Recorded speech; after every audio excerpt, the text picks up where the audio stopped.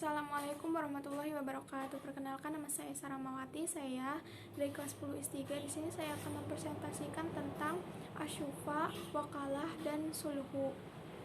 Pengertian syuf'ah. Syuf'ah berasal dari kata syaf yang berarti memadukan. Maksudnya adalah memadukan kepemikiran menjadi satu melalui akad jual beli. Sedangkan secara terminologi, syuf'ah adalah akad yang objeknya memindahkan hak milik kepada rekan syirkah sesuai harga pembelian untuk mencegah kemudaratan. Perlu diketahui bahwa syuf'ah adalah hal yang sudah diketahui orang-orang Arab pada zaman jahiliyah. Dahulu seseorang yang akan menjual rumah atau kebun, mereka selalu didatangi oleh tetangga, teman, dan sahabatnya untuk meminta syuf'ah dari apa yang akan jualnya. Kemudian pemilik menjual dengan memprioritaskan yang lebih dekat daripada yang jauh, terlebih lagi pihak yang belum dikenal. Hikmahnya diperbolehkan syuf'ah ialah untuk mencegah terjadinya kemudaratan. Karena hak pemilik oleh Syafi dapat menghindari pembelian pihak asing atau ajnabi yang keberadaannya belum dikenal. Dalam syuf'ah terdapat 4 hal yang harus diperhatikan, antara lain yaitu 1. Masyfu' fi, yaitu properti yang ingin dimiliki oleh Syafi. 2. Masyfu' bih, yaitu properti yang dengannya Syafi berhak meminta hak syuf'ahnya. 3. Masyfu' alaihi, yaitu orang yang kepemilikannya atas masyfu' fihi berpindah darinya melalui pembelian atau sejenisnya. 4. Syafi, pihak yang meminta haknya atas masyfu' fihi sebagai bentuk pembagian haknya. Landasan syariah syuf'ah. Para fuqaha sepakat bahwa syuf'ah diisyaratkan untuk tujuan kemaslahatan. Mengamalkan syuf'ah hukumnya adalah mubah, bahkan ada sunnah. Hal ini didasarkan pada as-sunnah dan ijma'.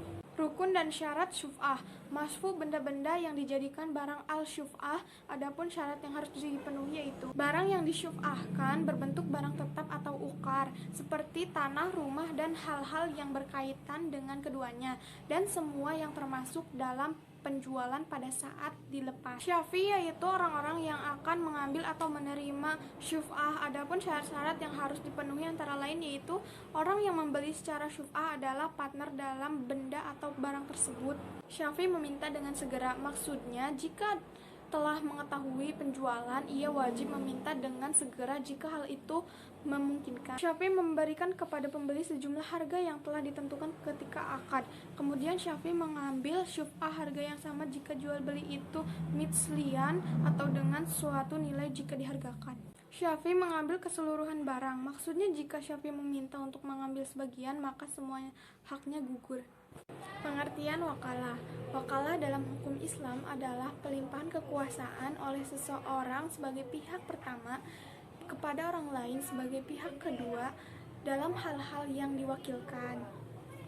Wakalah dalam bahasa Arab berarti menolong, memelihara, mendelegasikan, atau menjadi wakil yang bertindak atas nama orang yang diwakili.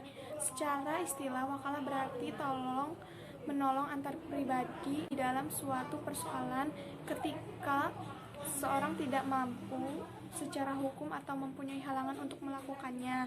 Objek yang diwakilkan itu dapat menyangkut masalah harta benda dan masalah pribadi lainnya seperti nikah. Rukun wakalah. 1. Ada yang mewakili dan wakil. 2. Ada sesuatu yang diwakilkan. 3. Ada lafal yang menunjukkan ridho yang mewakilkan dan wakil menerimanya. Syarat wakalah. Menurut Al-Qadi Abu Syuja, seorang wakil tidak boleh melakukan jual beli kecuali dengan 3 syarat, yaitu 1. Menjual dengan harga standar. 2. Menggunakan mata uang setempat. 3. Tidak boleh menjual dengan mengatasnamakan dirinya dan mengakui barang yang diwakilkan atas namanya sendiri kecuali dengan izin orang yang mewakili. Pengertian sulhu. Secara bahasa, kata al-sulhu berarti memutus pertengkaran atau perselisihan. Secara istilah atau syara, ulama mendefinisikan sulhu sebagai berikut. Menurut Talqi ad-Din Abu Bakar ibnu Muhammad al-Husain, al-sulhu adalah akad yang memutuskan perselisihan dua pihak yang bertengkar atau berselisih.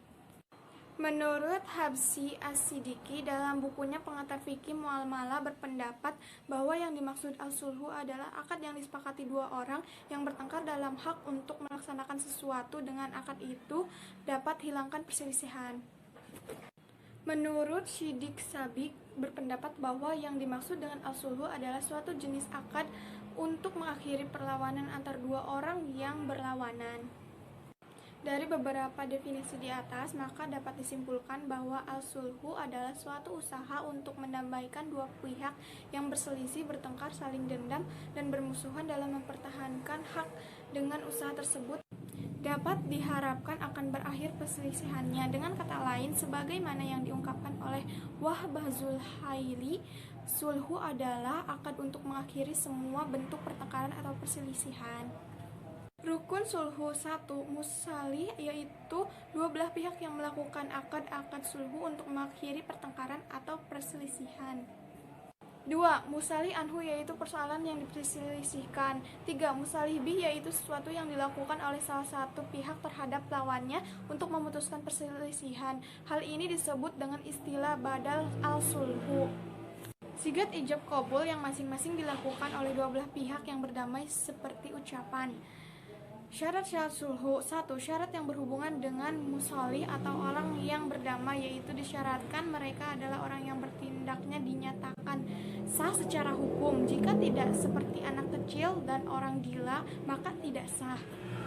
2. Syarat yang berhubungan dengan musalih bih, yaitu berbentuk harta yang dapat dinilai, diserah terimakan dan berguna, diketahui secara jelas sehingga tidak ada kesamaran yang dapat menimbulkan perselisihan. Dan terakhir yaitu syarat yang berhubungan dengan musalih anhu, yaitu sesuatu yang diperkirakan termasuk hak manusia yang boleh diiwadkan atau digantikan. Jika berkaitan dengan hak-hak Allah, maka tidak dapat bersulhu. Sekian dari saya, mohon maaf bila ada salah kata. Terima kasih. Wassalamualaikum warahmatullahi wabarakatuh.